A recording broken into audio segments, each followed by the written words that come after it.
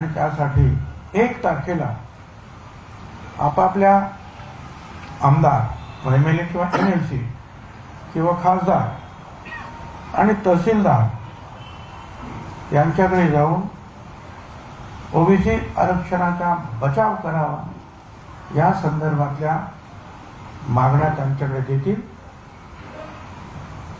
त्यांच्या पुढे जे आहे आपापल्या पद्धतीने जे आहे त्या मागण्या मांडण्याचा प्रयत्न करतील। लाखोच्या संख्येने जे आहे याच्यामध्ये त्या सगळ्या ओबीसी बांधवांनी बाहेर पडलं पाहिजे आणि हा कार्यक्रम सगळ्या आमदार खासदारांना कळलं पाहिजे की ओबीसी भटक्या विमुक्त हे सुद्धा या राज्याचे नागरिक आणि मतदार आहेत, ज्यांची राजकीय पक्षांना आणि निवडणूक लढवणाऱ्यांना गरज आहे। त्यामुळे त्यांच्याकडे सुद्धा जाऊन आपण ही मागणी केली पाहिजे। ही मागणी करत असताना सर्व मराठा असतील, ओबीसी असतील, दलित असतील, आदिवासी असतील, कुणी असतील आमदार, त्या सगळ्यांकडे त्या मतदारसंघातील लोकांनी हजारो लाखोच्या संख्येने बाहेर पडून जायचं आहे। 16 फेब्रुवारीपर्यंत हा जो सगळे सोयरेंचा जो काही मसुदा पाठवलेला आहे त्याच्यावर लाखो हरकती जे आहेत या सगळ्यांच्या आमच्या वतीनं जे आहे आम्ही दाखल करणार आहोत। 3 फेब्रुवारीला अहमदनगरला जे आहे पुन्हा एकदा ओबीसीचा प्रचंड एल्गार मेळावा आयोजित केलेला आहे।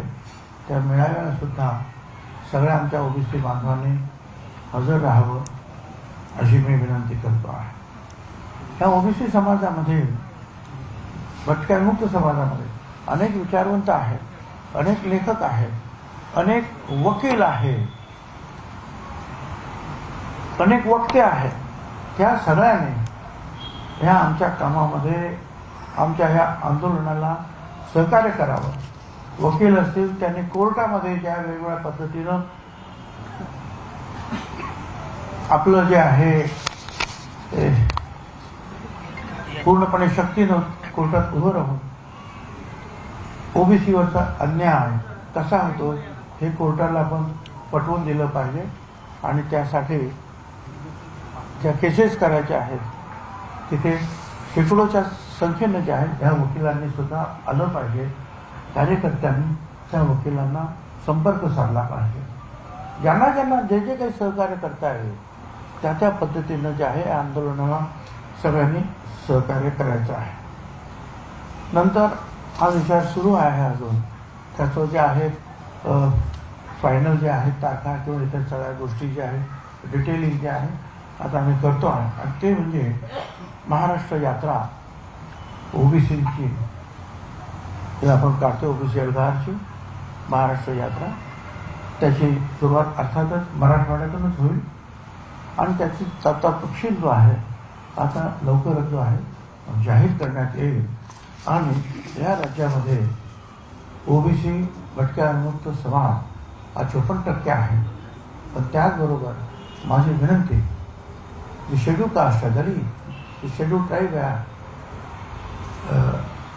आदिवासी आणि इतर समाजाचे जे लोक आहेत त्या सगळ्यांना माझी विनंती आहे की हे आक्रमण जे आहे झुंडशाहीचं आक्रमण आहे ते आज ओबीसीवर होत आहे, उद्या कुणावरही ते होऊ शकेल। याचा प्रतिकार करण्यासाठी सगळ्यांनी एकत्र या आणि या आमच्या प्रतिकार आंदोलनाला जे आहे साथ द्या असे आम्ही सगळ्यांच्या वतीनं त्या ओबीसी बांधवांना भगिनी मातांना साथ घालतो आहोत, विनंती करतो आहोत। सर हिंदीमध्ये पहिला मराठी आज ज्या पद्धतीनं तुम्हाला पत्रकार परिषद हिंदी वगैरह सर एक मिनट सर मुख्यमंत्री पत्रकार परिषद चलो हिंदी करेंगे।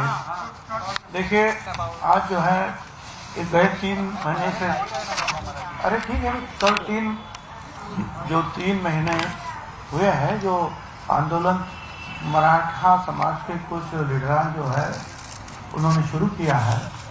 पहले तो सिर्फ कहा था कि भाई निजाम शाही में जो हमारे कुछ नाम जो है कुंजी करके है, तो